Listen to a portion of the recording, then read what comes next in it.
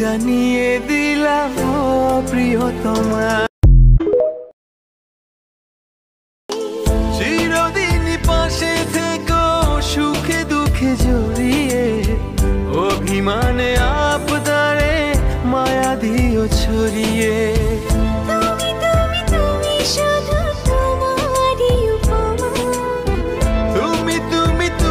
শুধু তোমারই উপমা, তোমাকে জানিয়ে দিলাম ও প্রিয়তমা।